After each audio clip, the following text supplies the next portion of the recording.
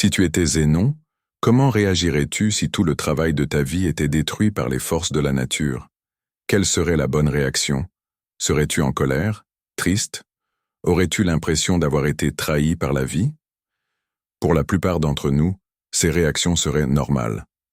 Mais pas pour Zénon, le père du stoïcisme. Le stoïcisme repose sur l'acceptation et la sérénité face à ce qu'on ne contrôle pas.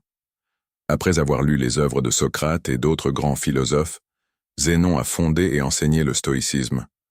Selon lui, nous ne contrôlons pas ce qui nous arrive, mais nous avons le pouvoir de choisir comment cela nous affecte.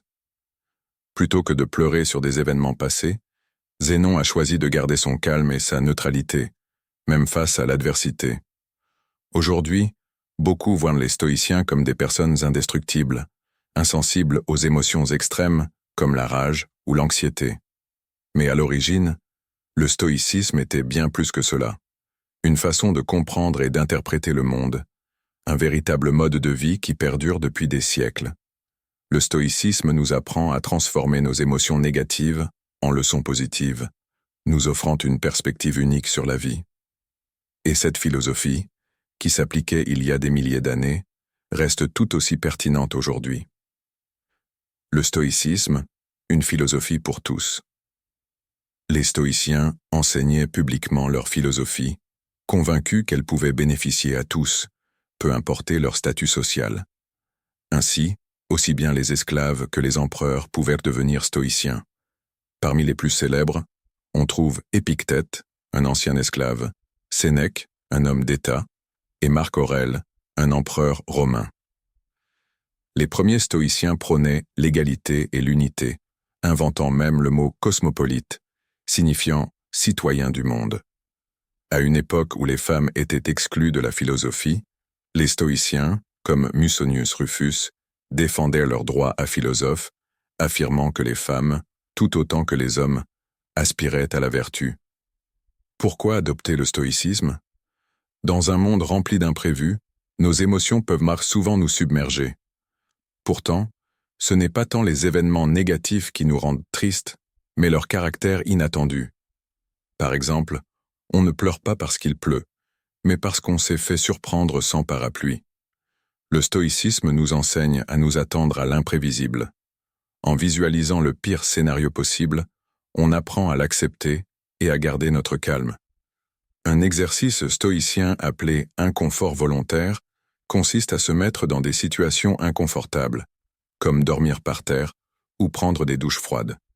L'objectif? Apprendre à apprécier ce que nous avons et se préparer mentalement aux épreuves futures. Moins de dépendance aux choses extérieures. Dans une société où l'on nous pousse constamment à consommer pour être heureux, le message stoïcien est plus important que jamais. Beaucoup cherchent le bonheur dans des biens matériels, mais le stoïcisme indique que placer son bonheur dans des choses externes est risqué. Les voitures tombent en panne, les maisons peuvent être détruites, et même les relations peuvent échouer. Au lieu de cela, les stoïciens nous encouragent à trouver notre valeur dans ce qui dépend de nous, nos efforts, notre caractère et nos choix. Comme l'a écrit Sénèque, apprendre à vivre avec moins crée de l'espace pour ce qui compte vraiment. La dichotomie du contrôle. L'une des idées centrales du stoïcisme est la dichotomie du contrôle, savoir distinguer ce qui est sous notre contrôle et ce qui ne l'est pas.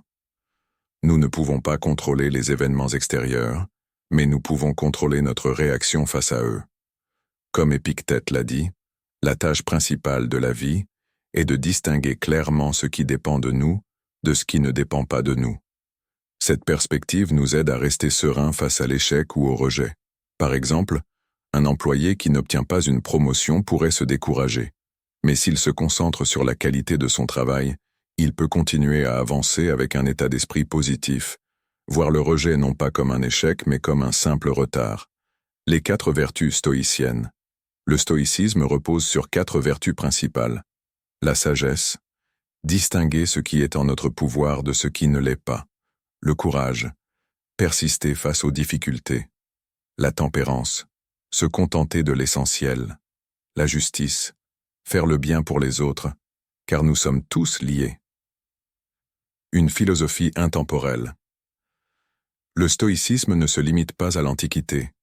Des figures comme Nelson Mandela ont appliqué ces principes, trouvant la paix dans des situations extrêmes. Mandela, après 27 ans de prison, a choisi la réconciliation plutôt que la vengeance, incarnant l'esprit stoïcien. Aujourd'hui, des approches modernes comme la thérapie comportementale, REBT, ou la logothérapie s'inspirent du stoïcisme. Elles permettent d'identifier et de surmonter les pensées négatives et de trouver un but, même dans l'adversité. En fin de compte, le stoïcisme nous enseigne que le bonheur ne dépend pas des circonstances extérieures, mais de la manière dont nous choisissons de les interpréter. Il nous aide à naviguer dans les tempêtes de la vie avec calme et dignité. Et si notre bateau coule malgré tout, nous pouvons être en paix en sachant que nous avons vécu une bonne vie. Parce que, comme tout le reste, tout a une fin. Si vous voulez découvrir d'autres leçons inspirantes du stoïcisme pour mieux vivre et affronter les défis du quotidien, abonnez-vous dès maintenant et embarquez avec nous dans cette quête de sagesse et de sérénité.